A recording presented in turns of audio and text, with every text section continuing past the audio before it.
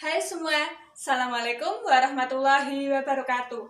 Sebelumnya Ibu ucapkan selamat tahun baru, semoga di tahun ini banyak keberkahan dan kenikmatan yang kita dapatkan. Amin. Ibu ucapkan selamat semester baru juga, tentunya harus dengan semangat yang baru. Di video pertama pada semester ini, kita akan bahas terlebih dahulu tentang kontrak pembelajaran dan cakupan materi apa saja yang akan kita pelajari selama 1 semester ke depan. Harapannya nanti setelah kalian selesai menonton video ini, kalian memiliki gambaran yang jelas tentang materi yang akan dipelajari, serta dapat menentukan strategi yang tepat agar mendapatkan nilai yang baik, khususnya di pelajaran matematika wajib. Di sini perlu saya ingatkan bahwa nanti kalian di kelas 3 itu ada yang namanya SNMPTN. Dan salah satu kriteria untuk bisa sukses di SNMPTN, nilai per semester kalian harus naik. Silahkan kalian ini masih kelas 10, nilai semester 1 kemarin kalian jadikan patokan, dan nilai di semester ini harus jauh lebih baik daripada yang kemarin. Percayalah, tidak ada usaha yang sia-sia, apa yang kalian tanam itu yang akan kalian tuai. Yuk, tanpa berlama-lama, kita langsung saja ke cakupan materinya. Di semester 2 kita juga ada 4 KD. 4 KD yang pertama sudah kita bahas di semester 1, KD.1 sampai KD.4. Sekarang kita tinggal melanjutkan KD.5 sampai KD.8. Bagaimana rinciannya? Mari kita simak penjelasan berikut.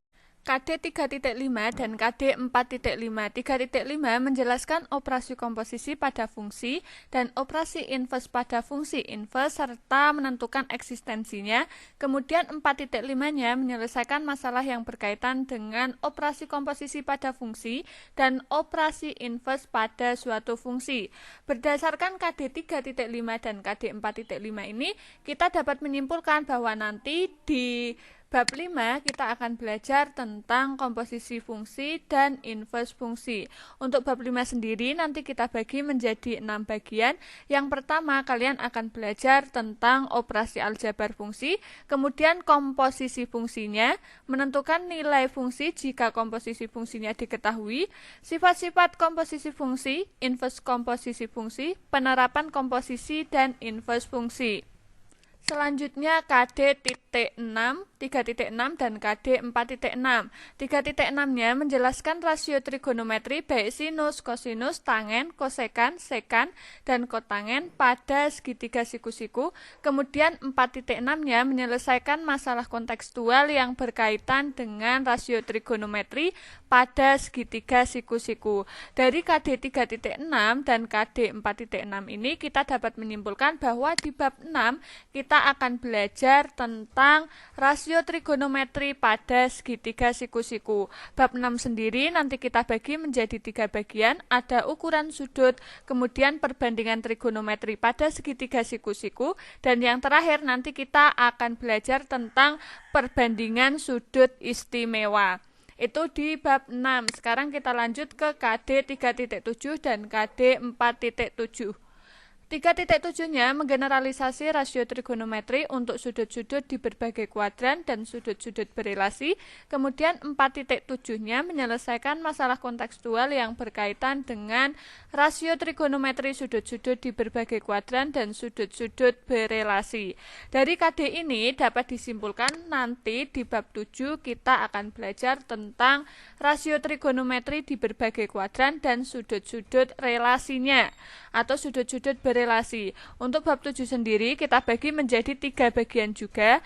Nanti yang pertama kalian akan belajar tentang rasio trigonometri di berbagai kuadran, kemudian relasi trigonometrinya, dan yang terakhir nanti ada sudut negatif dan sudut lebih dari 360 derajat.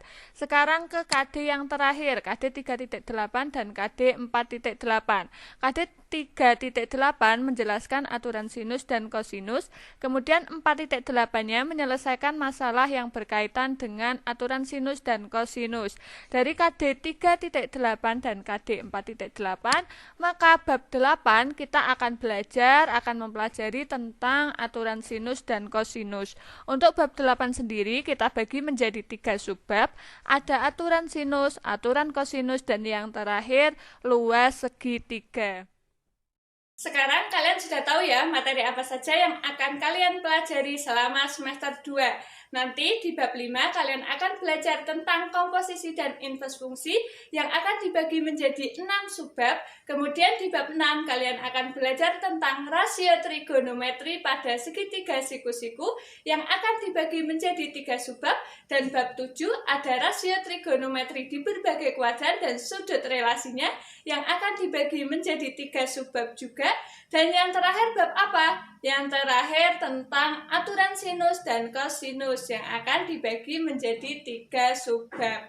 Itulah materi-materi yang akan kalian dapatkan di semester 2. Untuk kontrak pembelajaran, silahkan kalian siapkan 2 buku tulis, 1 untuk catatan dan 1 untuk tugas. Ketika akan ulangan harian, silahkan kalian kumpulkan buku tugas, nanti akan saya share jawaban beserta pembahasan dari tugas-tugas yang sudah Ibu berikan.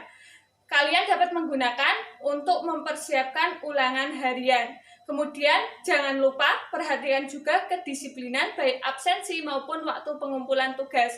Bagi kalian yang aktif selama proses pembelajaran, jangan khawatir, kalian akan mendapatkan tambahan poin. Kemudian untuk nilai rapor diperoleh dari rata-rata ulangan harian dikalikan dengan 2, ditambah nilai PTS, ditambah dengan nilai UAS dibagi 4. Dari mana rata-rata ulangan harian ini diperoleh? Kita simak rinciannya sebagai berikut. Menghitung rata-rata ulangan harian, di sini saya cantumkan rencana pembelajaran selama semester 2. Nanti kita akan ada 4 kali ulangan harian. Ini ulangan harian yang pertama itu berada di minggu ke-4 bulan Februari, kemudian ulangan harian yang kedua minggu ke-5 bulan Maret, ulangan harian yang ketiga berada di minggu ke-3 bulan April, dan yang terakhir ulangan harian ke-4 berada di minggu ke-4 bulan Mei. Ada 4 kali ulangan harian. Untuk tugas sendiri ini juga ada 4, jadi nanti untuk setiap bab itu akan hanya ada 1 tugas. Rata-rata ulangan harian diperoleh dari nilai ulangan harian yang sudah kalian peroleh ditambah dengan nilai tugas masing-masing bab, kemudian kita bagikan dengan 8. Baru untuk nilai rapor sendiri, nilai rata-rata ulangan harian kita kalikan 2, ditambah dengan nilai PTS. PTS akan kalian laksanakan kira-kira di minggu pertama bulan Maret, kemudian untuk UAS atau PAS ini akan dilaksanakan di minggu pertama dan minggu kedua bulan Juni. Baru kita bagikan dengan 4, maka diperoleh nilai rapor. Maka silahkan kalian mau nilai berapa bisa dihitung sendiri, bisa ditargetkan sendiri. Itulah kontrak pembelajaran dan cakupan materi selama 1 semester ke depan. Semoga kalian bisa sukses melewati semester ini. Tetap semangat, patuhi protokol kesehatan dimanapun kalian berada. Sampai jumpa di video berikutnya. Wassalamualaikum warahmatullahi wabarakatuh.